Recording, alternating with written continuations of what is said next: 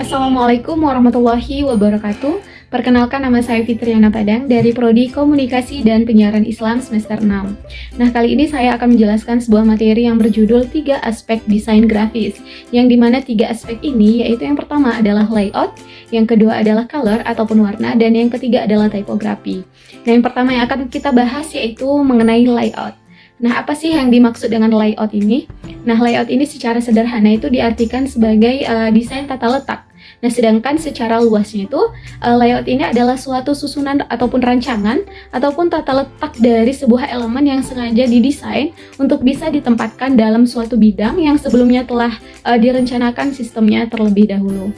Nah, setelah kita mengetahui apa nih yang dimaksud dengan layout ini, maka masuk kita kepada bagian-bagian dari layout tersebut.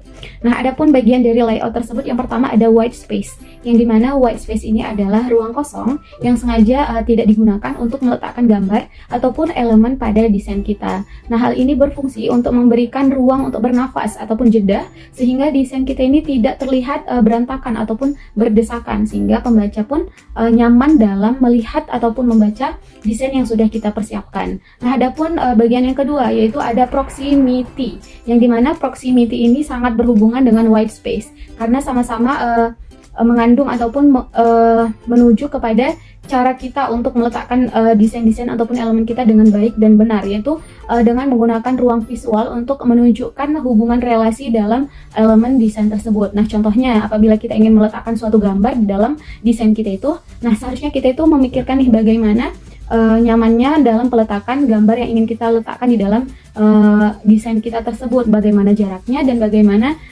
tata letak yang memang benar-benar nyaman untuk dilihat oleh pembaca nanti, sehingga desain kita itu pun akan terlihat lebih menarik. Dan adapun bagian layout yang ketiga yaitu ada repetition, yang dimana repetition ini adalah perulangan menggunakan elemen desain yang sama dalam satu desain sehingga mempunyai look ataupun feel yang sama.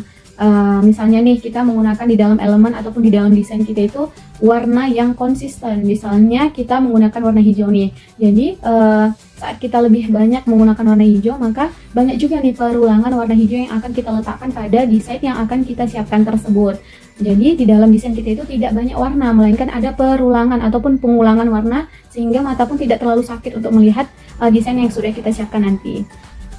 Nah, adapun bagian layout yang keempat ada kontras, yang dimana kontras ini itu bisa diaplikasikan dalam warna, teks, bentuk, ataupun ukuran, yang dimana kontras ini sangat membantu kita dalam membuat focal point serta dalam membuat visual hierarki, yang dimana kontras ini memang sangat diperlukan nih dalam pencahayaan desain yang akan kita buat ataupun desain yang akan kita sebarkan kepada pembaca-pembaca yang ingin melihat desain kita tersebut. Nah, adapun bagian yang kelima ada alignment, yang dimana alignment ini yaitu perataan posisi elemen desain yang sama antara satu dengan yang lainnya. Nah, misalnya nih kita ingin meletakkan font ataupun tulisannya lebih baik ataupun lebih rapi ataupun lebih menarik di sebelah kanan atau kiri atau mungkin rata tengah. Itu tergantung bagaimana kita cara mengaplikasikannya ataupun tergantung kita bagaimana memang membuat suatu desain dengan tulisan yang rapi dan menarik sehingga dapat menarik pembaca untuk melihat desain yang sudah kita siapkan tersebut. Nah, adapun bagian dari layout yang terakhir yaitu ada focal point, yang dimana focal point ini adalah titik fokus utama di mana kita inginkan mata user ataupun pembaca melihat pertama kali, yang dimana focal point ini dapat berupa bentuk, teks ataupun gambar. Nah, contohnya kita akan membuat suatu flyer mengenai barang yang sedang diskon ataupun promo, dan kita yang menjadi focal point ataupun menjadi titik fokus utamanya itu adalah teks. Teksnya itu kita ambil contohnya diskon 50%. Maka teks tersebut akan kita lebih perjelas dengan warnanya yang mungkin lebih mencolok dan besarnya ataupun bold, tulisannya akan kita bold. Jadi pembaca akan langsung tertuju kepada titik fokus utama tersebut. Baiklah, adapun yang kita bahas selanjutnya adalah mengenai color ataupun warna. Nah, memang di dalam suatu desain tanpa warna itu sangat tidak menarik ya, karena memang yang salah satu yang menjadi penarik pembaca untuk melihat desain kita ya karena adanya warna gitu.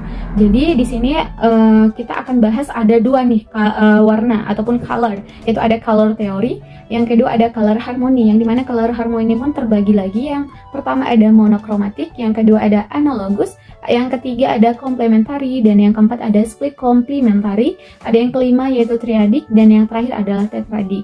Nah, mungkin itu yang termasuk ke dalam bagian dari warna ataupun color, yang dimana dengan kita menggunakan warna yang tepat pada desain kita akan membuat pembaca tertarik dengan desain yang sudah kita persiapkan. Nah, sekarang kita masuk kepada aspek desain grafis yang terakhir, yaitu ada typography. Yang dimana typography ini adalah penampilan di dalam suatu teks ataupun font. Nah, penting juga nih untuk kita memilih font yang sesuai untuk kita tampilkan di dalam sebuah flyer ataupun desain kita nanti, agar pesan yang akan kita sampaikan tidak disalah persepsikan oleh para pembaca nanti. Nah, contohnya kita mengambil font serif nih, maka gunakanlah font itu memang dengan baik, serta peletakannya juga dengan baik, agar desain kita nanti ataupun flyer yang akan kita buat nanti terlihat lebih menarik sehingga nyaman untuk dilihat para pembaca nanti. Dan bisa juga gunakan variasi tebal ataupun miring ataupun perbedaan ukuran untuk membuat banyak variasi dan menghasilkan kontras yang baik. Nah, mungkin cukup sekian yang bisa saya sampaikan, lebih kurangnya saya mohon maaf. Assalamualaikum warahmatullahi wabarakatuh.